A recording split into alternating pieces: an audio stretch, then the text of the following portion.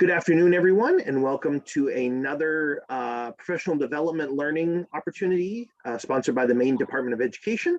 My name is Jason Anderson. I'm your Visual and Performing Arts Content Specialist at the department, and we're pleased to have Judy Mahalik with us for a third session in a three-part series, which could develop into more. She and I have been talking about opportunities that we're going to have to expand this out, because when you're dealing with the GSuite of applications and Google Classroom and how all of it intertwines and all of the different approaches that we take as arts educators, it's easy for all of this to be the tip of the iceberg, if you will. And so we're looking at what we can develop and expand out, and hopefully to get you the knowledge and the resources that you need now in order to be able to make some great adjustments, and to hopefully, again, make your job easier as you go along with the rest of the school year and thinking about next year. And then I'll be in touch later with the field about expanding this out and having maybe some follow-up opportunities, or maybe even some summer learning that we could also consider maybe coordinating with my digital learning colleagues as well on that. So today we're going to focus on using the rubric feature in Google Classroom. Judy has a lot of experience with this, and she's actually even created a little bit of a cheat sheet to help guide everybody through this, because there are a lot of different components to this. So I'm going to turn it over to Judy and let her get started on guiding you through rubrics. Hey everyone, welcome. Today I just dropped in the chat a little cheat sheet. It should force a copy for you.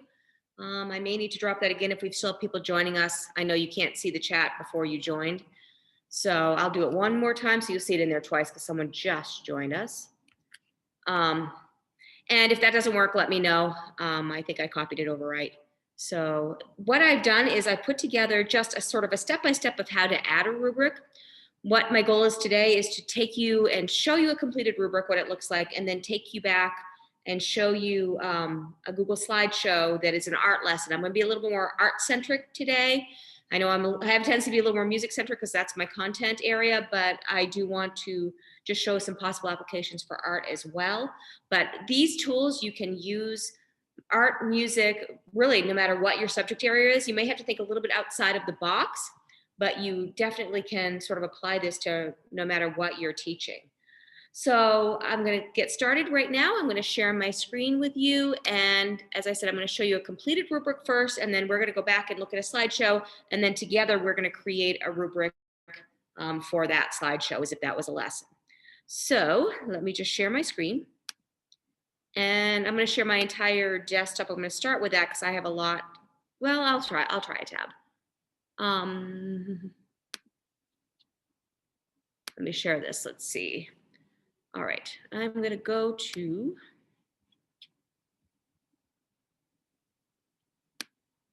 I think I'm going to go back and share my screen. I'm going to jump back and forth, and I know that's just going to drive me nuts if I do that. So I'm going to share my entire screen. All right. So right now, can you all see my screen okay?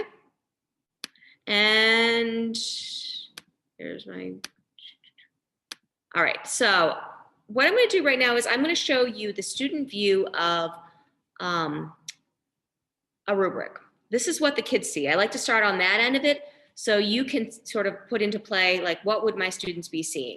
So we are going to go into a Google Classroom, and I am a student called Real Fake. And Real Fake has had a project that's been assigned on a lighthouse. They have to do a lighthouse.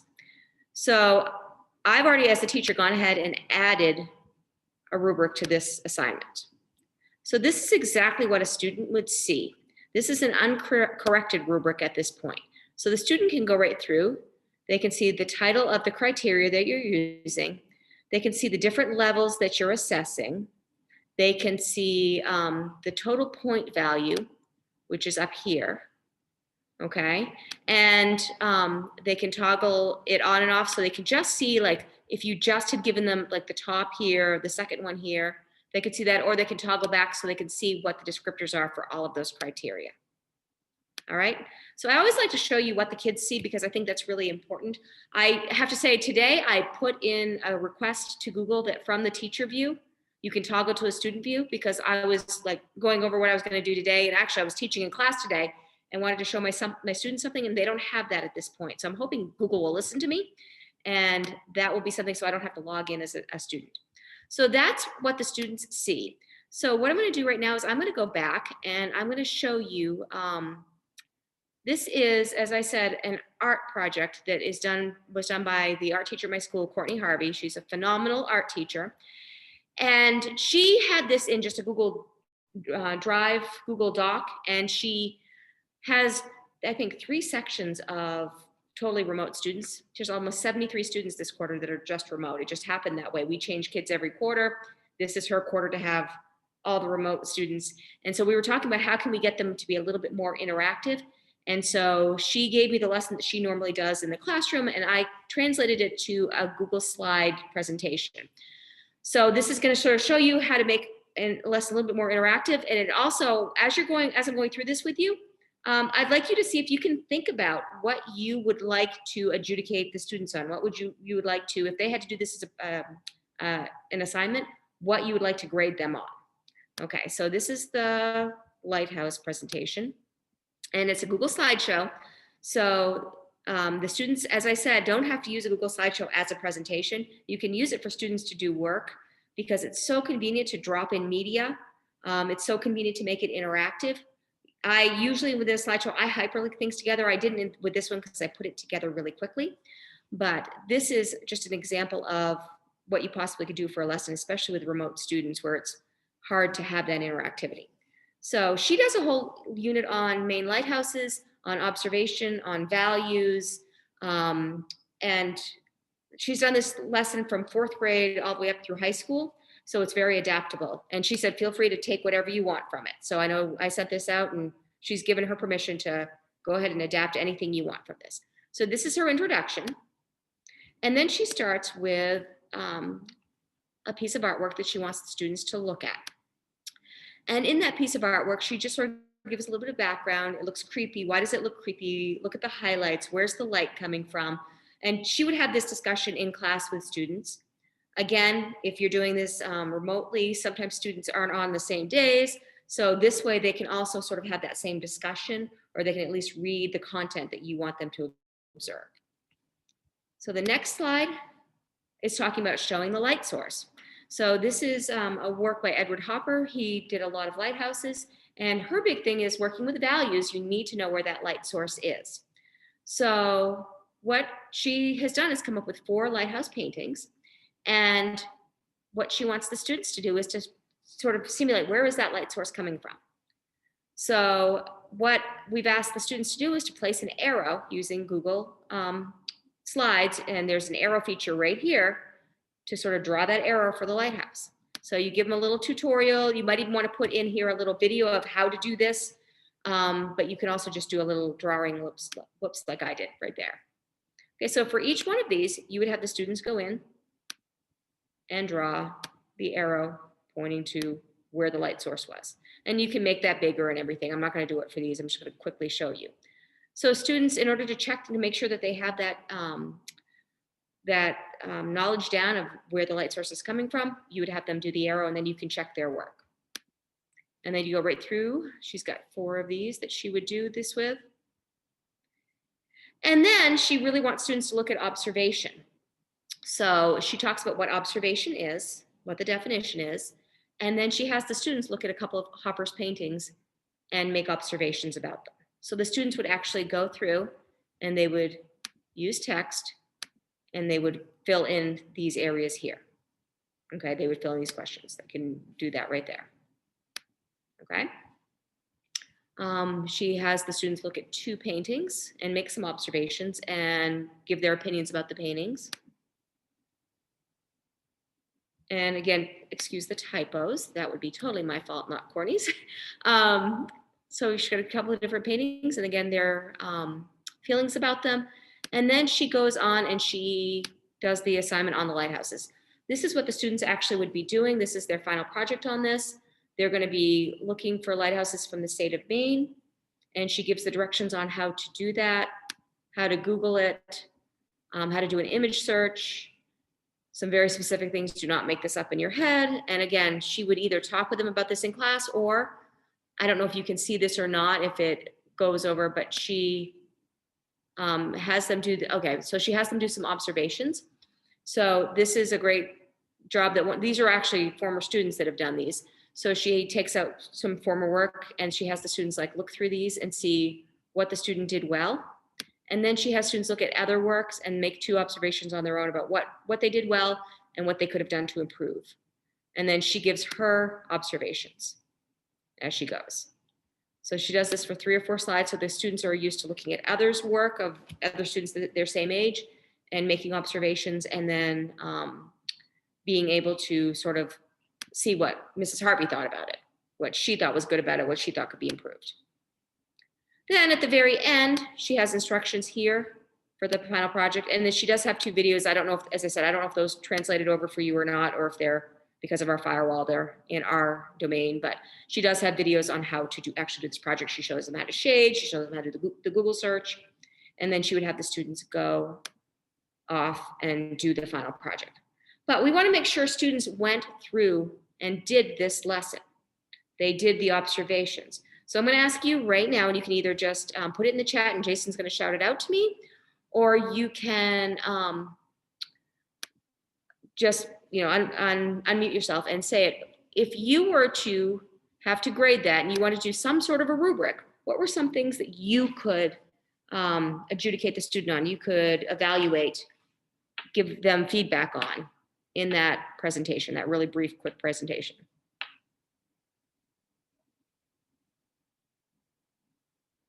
So for example, like the questions, right? So if you look at some of the slides, there are certain slides where they have to ask questions, they have to answer questions, right? So we could make sure that they did their observations. So if you go back up here, like the light sources. How many lighthouses did they have that they had to add the light sources to? They had 4, right? Right. Yep. So they had 4 lighthouses. So you would want to make sure you could do that as a criteria. Did you place the light source arrow for those 4 slides? Okay. And you could give them 4 points for that, right? 1 for each one that they did correctly. Okay. And then when you went down next, we had this little area here, right? So you've got 7 questions on slide 12 and then 4 on slide 13 about their observations. Again, when I have kids make observations like this, I often don't like grade them whether it's right or wrong because it's their opinion. And so whether or not they did it, they can get credit for every question that they did. So you could go through, right, and say observation slides 13 and 14. Did you do all the questions? They could get 11 points for that. So right. Judy, even if you're not going to adjudicate them on what they wrote specifically, you can still give them parameters of what needs to be included in an answer, right? Exactly. So that's one way that you could build that out through that rubric feature. Yeah. And you also right here could go, and right here, I don't know if you see it or not, I've got this little comment arrow. You can add a comment. So if they said something on this slide that you wanted to give them feedback on, you can add a comment, or sometimes I even type just in a different color right under what they wrote. So you still can like give them credit for doing the questions, but then give them, the comments here of, well, have you thought about this? Or did you try to do this? Okay, so you still can provide direct feedback right here or in the rubric, which we're going to see in just a minute. All right, so then we had the observation slides, which there were sort of 11 points there. And then they had, I think I finally ended up with 3 lighthouses here. And they had to make 2 observations on what they did well and 2 observations what they could have improved on. So that would be like 8 points right there. Okay, so in order to add the rubric to this, I would have probably 1, 2, 3 different criteria that I would personally like to see that the students just completed the work.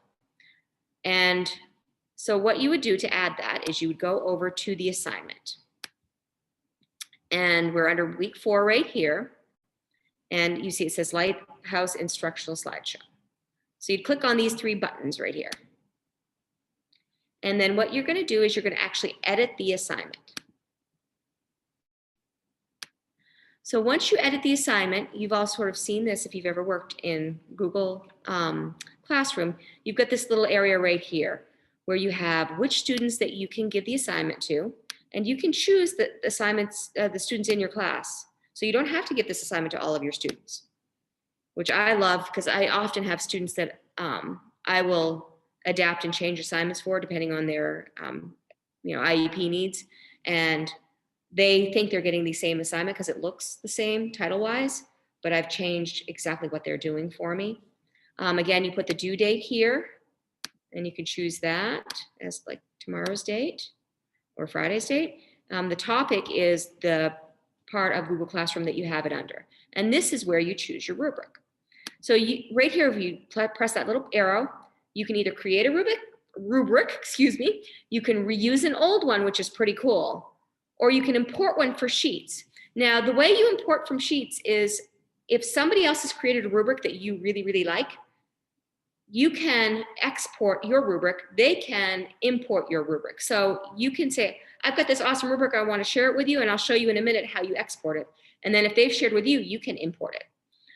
One word of warning, I'll show you this in a minute, but once you've exported a rubric to Sheets, don't make any changes in Sheets. It doesn't re-import well from there. Google even puts right on the Google Sheets, don't make any changes here. Okay, it's just a place to sort of store that information. So let's create a new rubric. So you would hit create rubric, and then you would look right over here as to what you need to add for your students. So I'm going to just slide this over, just give me a second so I can see everything. All right, so you can, you will add your criteria here. The couple things that you need, you have to have a criterion title, and then you have to have points. And then you have a level underneath the points. So the criterion title, the criteria, by the way, those are like the rows on a rubric. And then the levels are the columns. I always score mine. I usually do ascending. I don't know why it does descending. But then, so your criterion title, like I think we decided on, so student placed like source appropriately.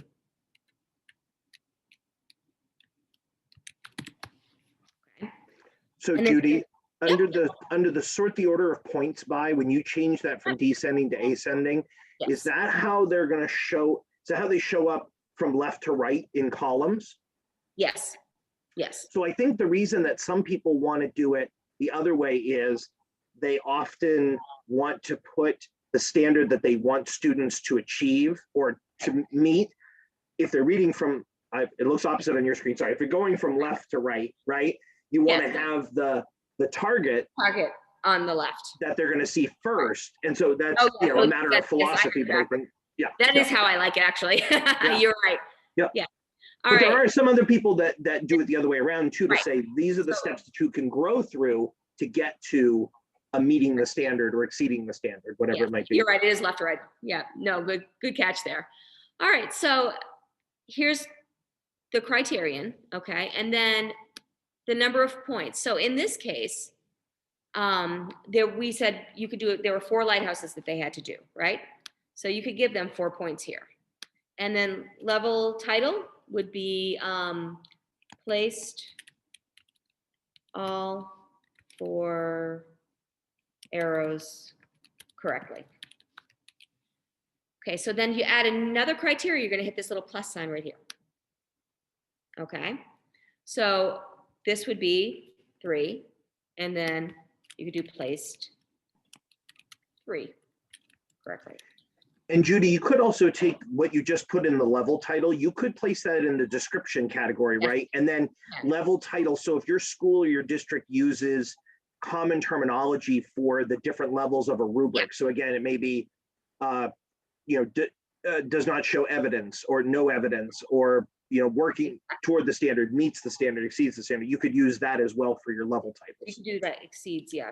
So you could do it a number of different ways. That's the thing I love about the way that Google has designed this rubric tool, is that it gives you many different opportunities to customize it to help it look the way your school or your district would like you to look. Right. So I'll do it that way. That way you can see all, when we actually look at the rubric, you can see all of them. So that would meets the standards would be placed 3. And then 2.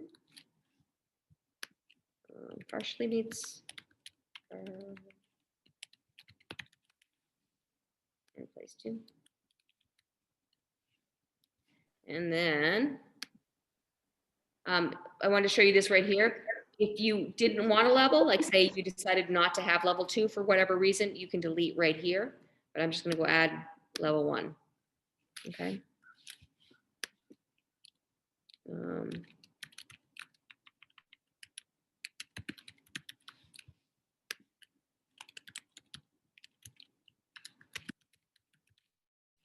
Okay.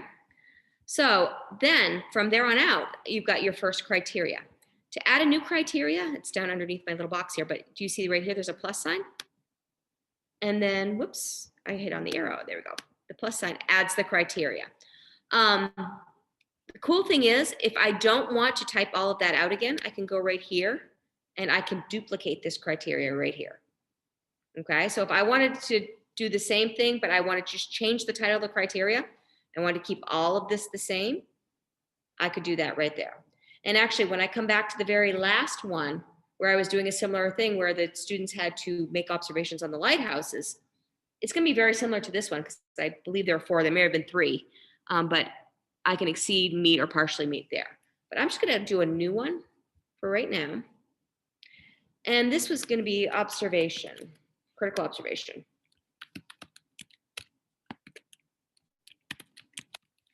And so this one is going to be something like along the lines of, I'm going to put a description here. Did you make and that way it sort of cues the students in to what this was all about.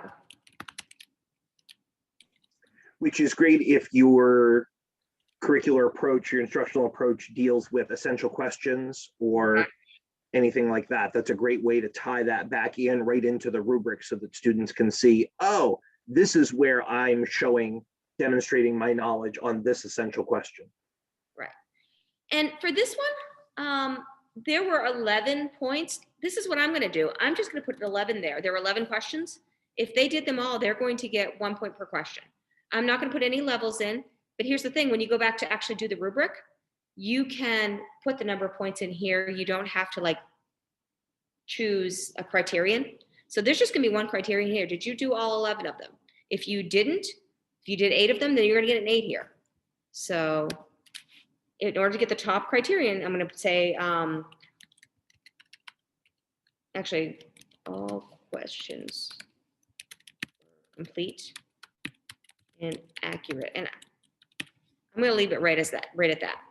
Okay, so then I'm going to go back up here and I'm going to duplicate this one because I'm going to do the 4 standards again. Okay, and if you look, it duplicated it right below. So I'm going to go over here again to the little 3 buttons, and I'm just going to move it down to the bottom. So it comes in the order that the student had to do the slideshow. So now it's down at the very bottom. And this is going to be observations of other people's, or observation of lighthouse artwork. And I'll tell you, Judy, I'm sure you would agree with me that that's one of the best developments of the Google engineers is being able to move things up and down and side to side in a very efficient manner. Because how many of us have ever had an experience where we've been writing a rubric and we panicked and totally forgot a column or forgot a category, and you hand wrote it out and then you had to go back and do the whole thing again, or you typed it out, and it was just, but this Google makes it very user friendly here. And one thing, I'm just gonna stop right now. These little 3 buttons here, anytime you see them, those are your best friends. Like, investigate what they do, because they do some really cool things when you click on them. That's been one of my biggest finds with Google, is that, and they add things to these. So like, as I said, I put in a couple of requests for different things. I will find that Google honors those requests. I know that if I have that question, it's not just me. A lot of educators are having that question. So go ahead.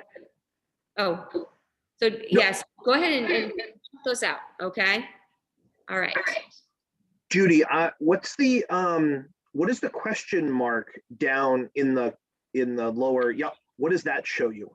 So this Oh, is okay. So that's the standard question mark for everything. Okay. this is what's new. So this is how you find out the new features that they've had. I use this one today. This is how you report an issue or request a feature. I use this one today to ask for a toggle between teacher and student when you're in teacher mode, because I don't know how many times. And then if I don't have a student login to go to, I have to have a student project, or, it is not user friendly at this point. So I use this request feature today, and it will actually bring you to Google, and you can put a screenshot in if you had an issue, or you can just start type right here, and then you can send to them feedback. And I basically said, I would love to have a toggle between what the students see and what the teacher sees, still being in teacher mode. So, and they honor that request. And then the other things are, I think it's the, probably just the, what version you're in, and I can't remember. I gotta, come on, what's new? It's not showing up now for me. But that's the biggest thing. Oh, there we go. The help center. Oh, and the help community. So these are like forums that you can go. You go to a help center and you can search their database and find answers to questions that you may have. And they have videos. They have just people have asked questions and people have responded to it. And then I believe that in this one, they have people, when you respond, you can say, I really like this answer, I don't like this answer, and they sort them that way. So you usually can efficiently find the answer you're looking for.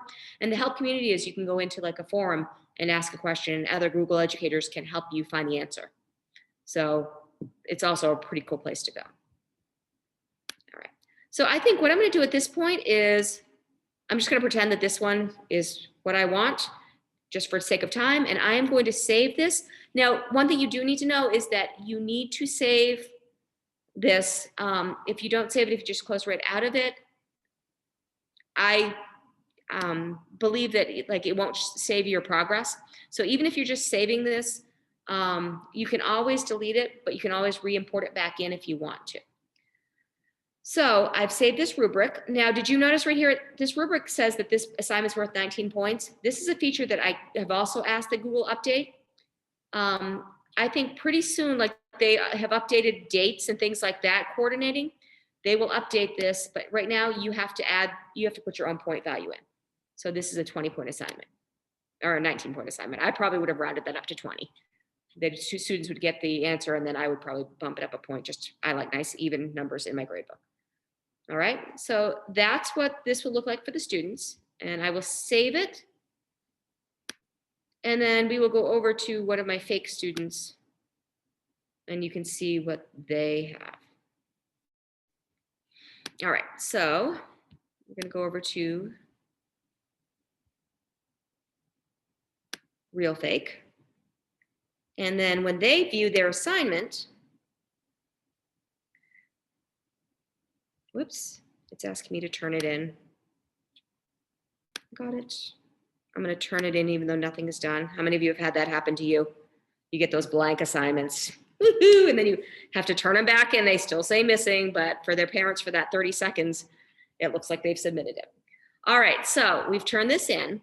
And then what this student now can do, whoops, is when I grade it, they're going to be able to see what they've gotten here. So I'm going to go right through now. I'm going to go back to teacher view, and I'm going to grade this for them. And so then you can see what this looks like. So he has turned this in, or she. And so when I go over here, I go to the student work, and I go to real fake. There's real fake's rubric. So I could open this up right here, and then the rubric will appear over here on the side.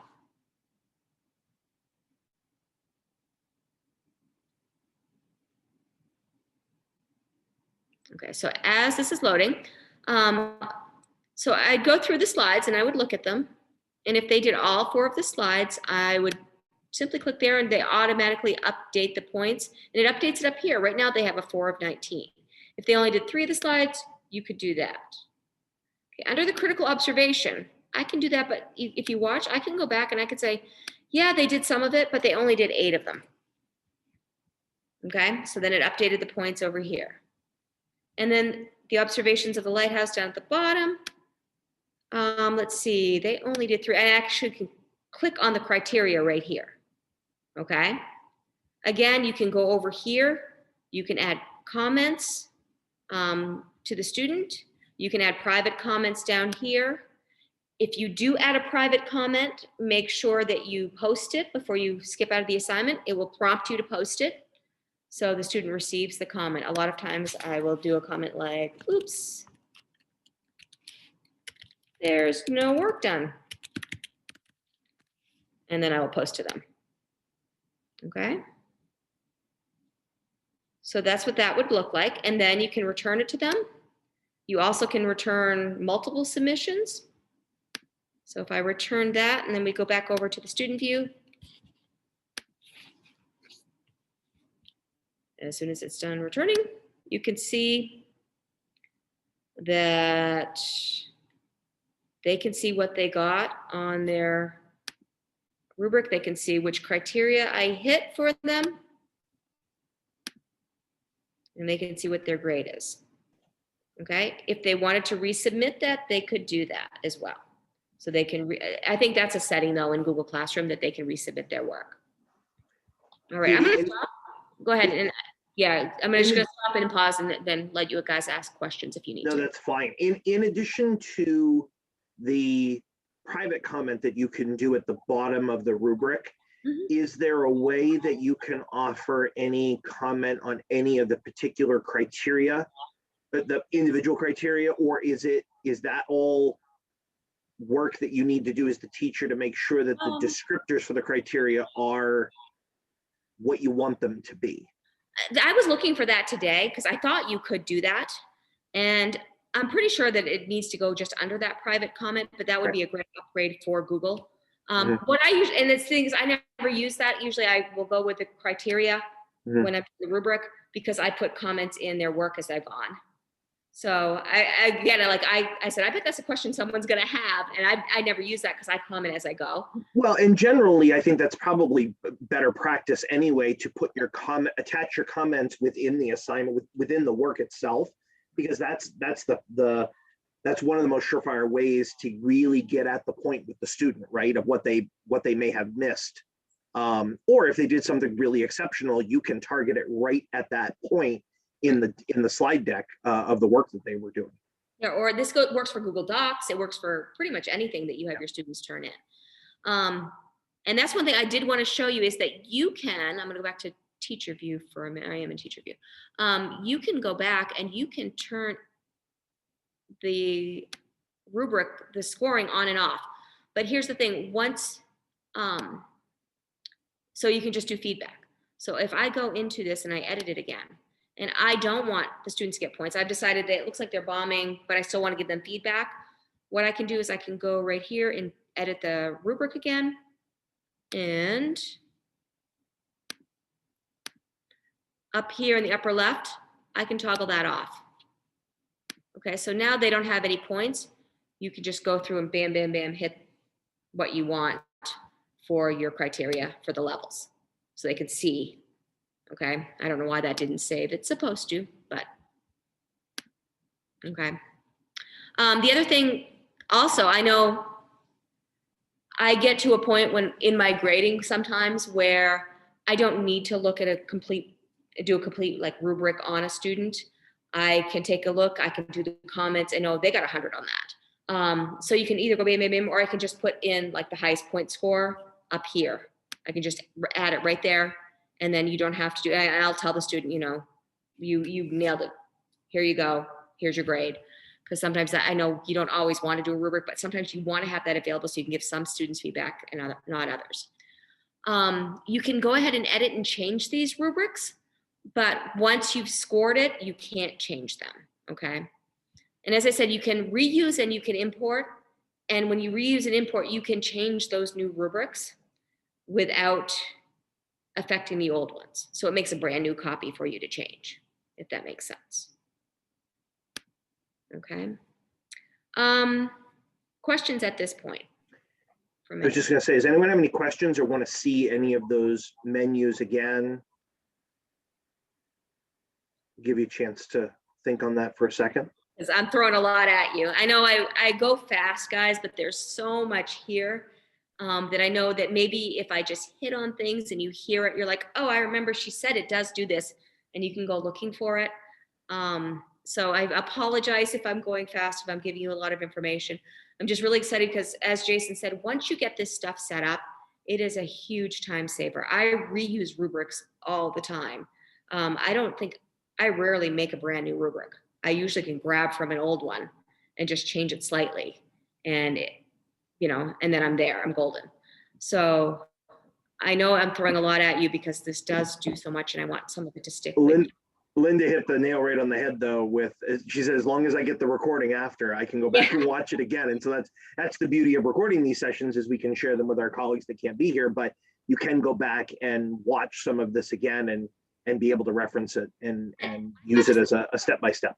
That's been a silver lining this year for me, for having students that are remote or hybrid, is that I've recorded so many of my lessons now that I can put the recording in and I can do a live lesson. I can say, but the recording is right there. So if you missed the notes or you missed anything or you were absent, just watch that and then ask me if you have any questions. And that's actually been very effective. I actually had a kid today I was teaching, and it was on GarageBand. I've got a brand new crop of kids and I do a lot with GarageBand, with creating. And I have a basic tutorial and I put it in the slideshow and I said, I'm going to do a GarageBand lesson. He's like, what? He's like, can I just go ahead and do it? Because I watched your lesson last night. I think I got this. So I was like, well, pay attention because I might add some new things, but good job. And he was asking things like, as the lesson was going on, he was like, but you said this, you could do this. And can I add this? Like, it was just a richer lesson because he'd done the prep work. It's sort of a flipped classroom inadvertently, So I have to say that I have to look for the silver linings because there have been a lot of rain this year, but those silver linings really do make, some of the things that we're going through. I think education is going to be very different, but I think there's going to be some improvements and some really neat ways that we can do things now that we've never been able to do before. And I was talking with someone earlier today, Judy, about that very point. And so, because someone who's not in education was asking me, how's it going? How is it for teachers now? Because everyone hears stories about, and not that they're not accurate, but they have varying levels of accuracy, right? And people are forthcoming with some information and not with others. But I said just that. I said, education on the other end of this pandemic situation is, parts of it are going to look different. Parts of it are going to be changed indefinitely. And I hope that we aren't going to abandon all the really neat, innovative new ways that we have come up with to engage students, using Google Classroom or using platform technology and using components like that, just for the sake of going back to what was comfortable before. I think there's definitely going to need to be a return, especially in performing arts, to the ways that we were doing things before. But there's so many other great innovations that many of you have discovered and have cultivated in your own teaching and learning. That this has been a remarkable year in a number of ways for teachers and students to collaboratively learn, right?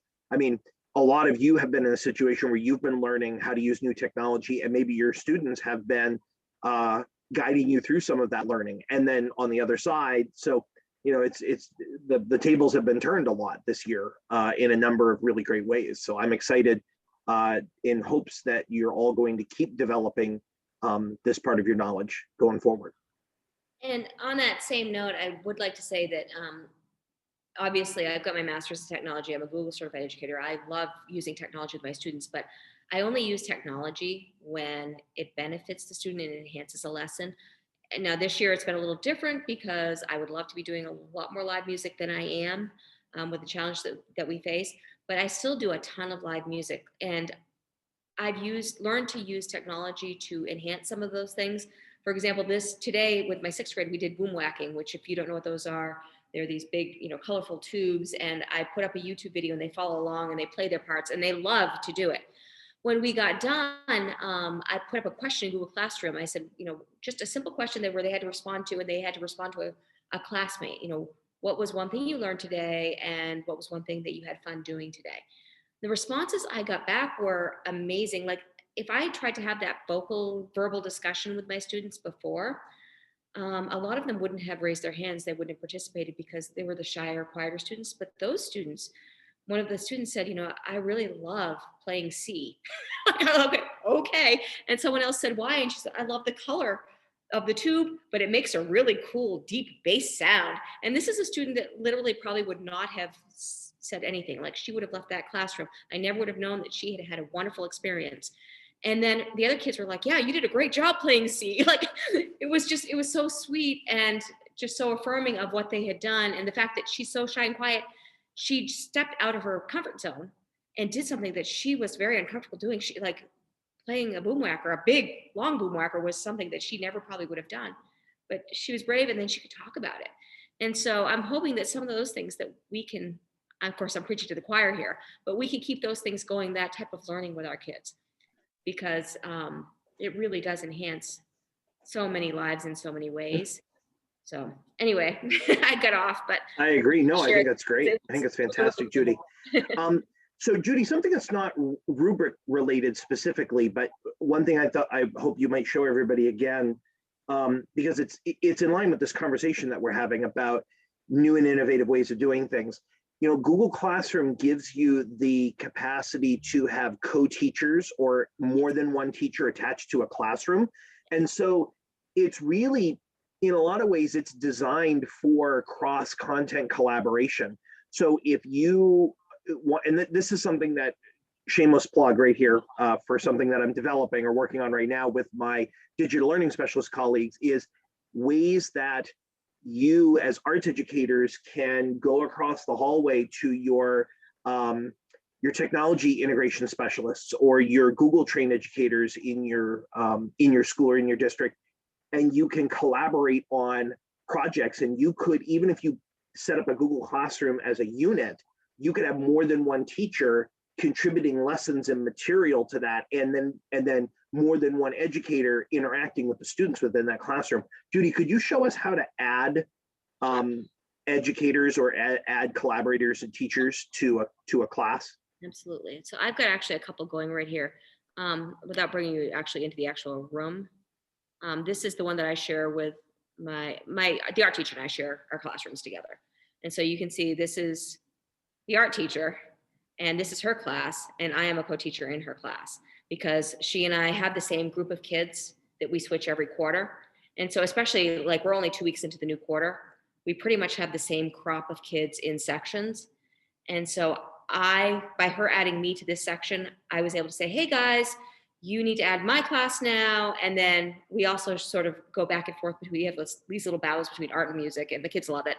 And they know I'm an artist. So a lot of times, like she'll be doing a lesson and I will post like a piece of my artwork that has to do with her lesson, and the kids get a kick out of that. So what you do when you go to add a co-teacher is you go to your classes, and let me go to one that's not shared with anyone right now. And then you go under the class, and then you go under people. And I will invite her because she'll get a kick out of it. And so these are where my students are, but I'd go to the plus right there, and then I would add in her name. And then I would just add her. And then she'll get an invite right there. And remind me, Judy, can you change the permissions of what co-teachers can do? I believe so. Yeah. Okay. I thought there was some customization to that too. I think there is some customization in that. So they can, there may not be actually, to be honest, that may be one of the features that I've requested. I couldn't recall if there was I don't or there think you wasn't. can actually. I think that's one of the features that I have requested that I think would be very beneficial, because I know that I have some special education students that are in a self-contained classroom, but they still have music this quarter. And so I usually will go up to their room once a week, even though students have music 5 days a week. They sometimes will come in remotely, but I always add their teacher as a student, so he can see everything that they're doing that they have due. But I think I'm the only one that can do the grades. Yeah, see, that's what I'm thinking is if you wanted to set up a situation where you were collaborating with a colleague but you Yeah. were in charge of assessment, so they wouldn't have access to that. So I don't believe that is a feature yet. I believe that's sort of you trust the other person to sure not overstep their bounds per sure se. So absolutely. but you're right, that would be a great feature, Google. Hello. So yeah, so that's how you add a fellow teacher if you wanted to. Trying to think what other features that would you'd be beneficial for knowing for classroom. Anyone have any questions? It doesn't have to be about rubrics, about classroom, about anything. Someone asked the question about Google Meets. I think it was, could you do breakout rooms? There is an update coming out that supposedly you're going to be able to do that. I don't think that's out yet. I can't remember the name of it. It's like Enterprise Suite, maybe Google Enterprise Suite. That sounds right. But you can mute all students upon arriving. I think you can mute the chat right now. I think that's a newer feature. But you can do breakout rooms. That's coming. I don't know if school departments are going to have to buy that, go to that license. I'm not sure exactly how that is going to be. If anybody does have a question, chime in. I had another thing that I was wondering if Judy might cover with everybody, because it doesn't really fit into any category. And it has to do with that feature that we can see on your screen right now, where you can give access to parents, where they can see, or they get a weekly report. Would you be able to run? I don't want you to compromise your student. Yeah, I better. Data, but let me go to like my real fake student here. Yeah, and so because this is I don't know if I'm even set up. This is a really awesome feature too, everybody. And is this a general feature now, Judy, that's available to everybody? Because when I was using it, it was in development. I think though your tech team has to set this up. Okay. I'm not positive on that. I know last year we didn't have it set up, and when we went full remote, that was one of the features that our teachers were screaming for. And my husband works for the IT department for the school department, and I know that's one of the things he worked on immediately was getting people invited. But you go over here and you can invite the guardians, and if you just put their email in and invite, it will send it and like I'll put in my personal one. It will send an invite to that address. And then what you can see as a parent, I actually can I'm going to go to my personal email address right now. And I will try to bring up one of my own personal kids because I don't care if you see their information. But what you can do is you get updates from the parents, from the teachers. As a parent, you get updates from the teacher about what's going on in Google Classroom with your child. So I get them daily. I don't always look at them. And, obviously my son is actually in my class right now, so I know what he's got, but my older sons, it's nice. But I'll tell you, if you want a time saver, everybody, and you have a community population that can function with email, then Google Classroom does a lot of the work for you if you're able to get them to interact and engage with this, because it will send notices of missing assignments. It will send notices of assignments that are coming up. It's a fantastic tool. So if that's something that you're interested in, I would encourage you to check with your district IT director and your building administrator, and see if this is a feature that they are willing to look into turning on. And it may be on already for your district and you may not know about it yet. So it may be a great feature tool for you to be able to use within Google Classroom. Okay, there's my daily summary from one of my kids. So I get a daily summary. Again, right now, this is really, okay, so this is for my son. It's in high school.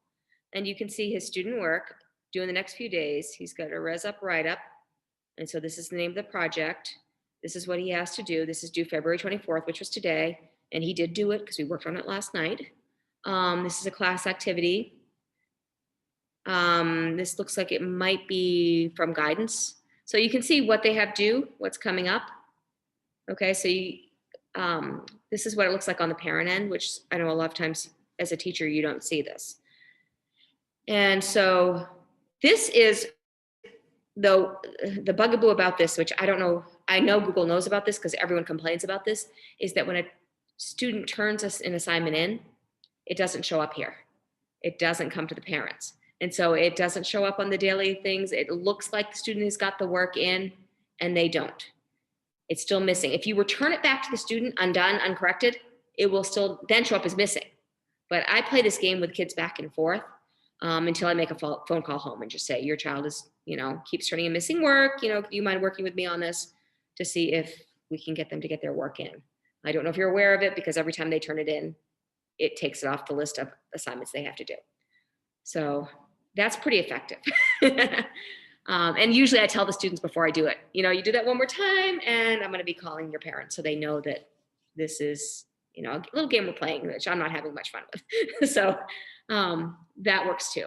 So, but yeah, if you go, as I said, let me go back to the right class. No, right there. I think this is the one we were working right there. And again, go over to people. And, oh, I'm under real fake. I'll go to my. So while you're pulling that up, Judy, Yep. So Linda, to address your question in the chat, Linda's question, if people aren't looking at the chat, talking about using the Schoology platform versus Google Classroom, and that, schools make a decision to go one way or the other, or in some cases, there's a hybrid option. Right. And so, Linda, to answer your question, you could design any variety of curriculum materials using the GSuite of tools. So you could use Google Docs, you could use Google Sheets, you could use Google Slides and create a bunch of things, and then put those links in Schoology posts. But in terms of the dashboard, for lack of a better term, right? The Google Classroom dashboard, that exists in a Google Classroom world. So it would be counterintuitive or counterproductive, I would think, to create a Google Classroom and then take a link to the classroom and put it in Schoology, because it's just going to direct them back to Classroom anyway. I mean, any suggestions on that, Judy, or it really is just a matter of Yeah, my big thing is like the rubrics. I love doing those rubrics, but I want to use them in Schoology. We weren't given a choice because my K-2, we have Seesaw 3 through 5 is Schoology, which is a nightmare. So we're just trying to navigate. It just makes our job harder. So you don't have I can do Google. Go ahead. So you don't have a Google Classroom? No. Yeah, see that these are, I think, pretty much ingrained in the Google Classroom platform. Unfortunately, I don't know enough about Schoology. I know you can use, as I said, as Jason said, you can use like a document. Yeah, I do that. Yeah. But as far as using a rubric, I think that's part of this platform. Okay. Yeah, because I've learned how to do slides and put that over, and learned how to do, like last year, I made my first form and did that. So, I mean, I've been able to do that kind of stuff. And I would assume in Schoology, like you could still, like, as I said, add the comments in. You could do your very last slide could be your own rubric. Okay. But as far as the rubric is something that is Google proprietary to the Google Suite. Okay, great. Thanks. Wish I could be more help, but that's okay. I wish they had a platform throughout the whole state where every district would be on the same page. And that's the real problem in sharing with other colleagues is they're all on different things. Yeah. Absolutely. Linda, I found something. I just put a link in the chat box. Oh, great. It appears as if there is some support for using rubrics in Schoology. So that might help. It's awesome. The power of technology right there, right? That's awesome. Great. Anyone else have any other classroom questions or G Suite questions? Do you all know about the review feature in Google Classroom? Again, sorry, Linda, this is Classroom proprietary too, but this is a huge time saver. So right here, if you go up to like in any class, the 3 little lines right here. Do you see right here where it says review? This has saved me a ton of time. What you can do right here is you can see, like the Lighthouse show that I just did, I've got one assigned, no one's turned it in yet. I've got one that's already been graded. You can see right here that this is my list of grading right now.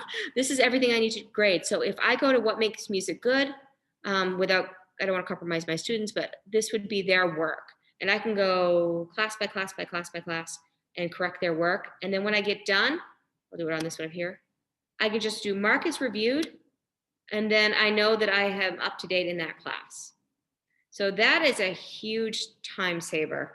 Instead of having to go, like we used to go over to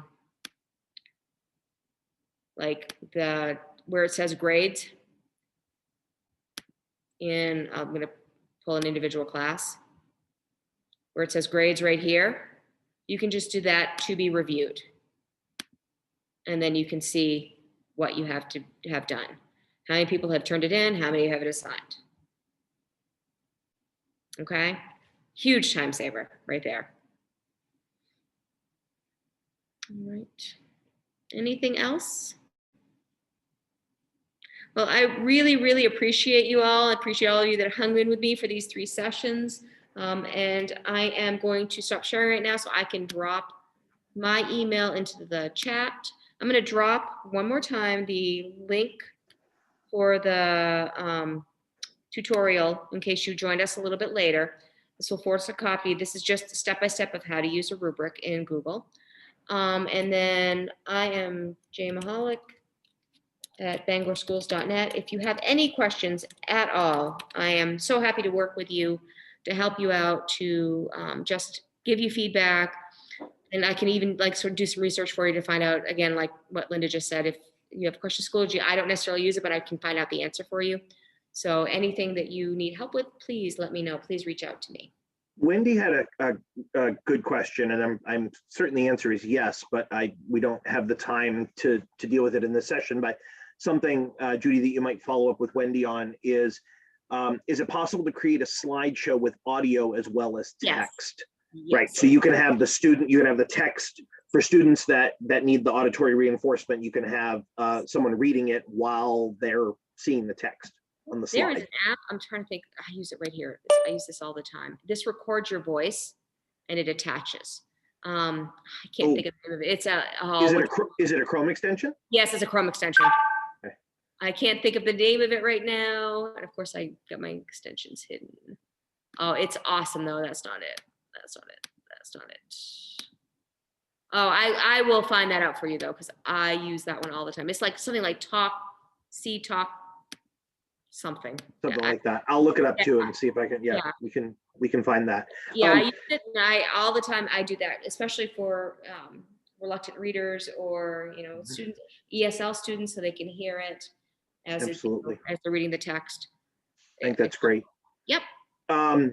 So there is an option, everybody, in the exit ticket for today. There were a couple extra questions at the bottom to indicate about whether a targeted question and answer follow-up session would be of value, and how soon after this session that we just are concluding now would you be interested in having that. So the idea being, do you want to have a couple weeks to go out and set up a couple classrooms and try some things and then come back to the group and have a group problem solving, have Judy come back and target some problems that you may all collectively be having.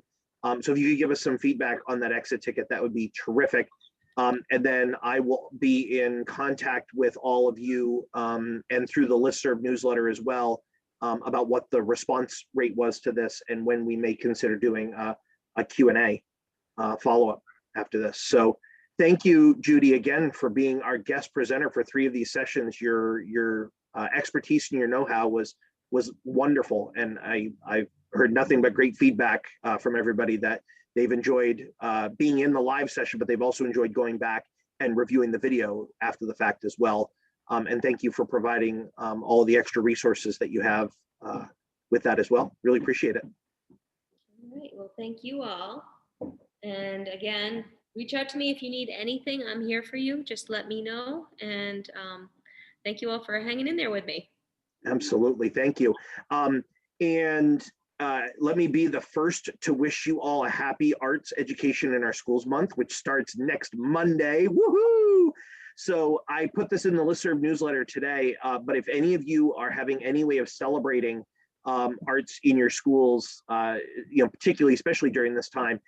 If you could send me anything and everything that you've got, I want to shout it from the rooftops about all the great things that you're doing during this difficult time, and how you're moving forward and looking forward with your kids. So keep me in mind as you're celebrating, and I'll be with you all in spirit. Even if I can't be there physically, I'd love to be come by everybody's building and help you celebrate. So we'll have to do it sort of remotely in different ways this year, but when we can all be back together, it's going to be awesome. That's for sure. All right, thank you everybody for your time. Enjoy the rest of your afternoon, and we'll see you all soon. All right, bye. Thanks again, Judy. Yeah, thank you.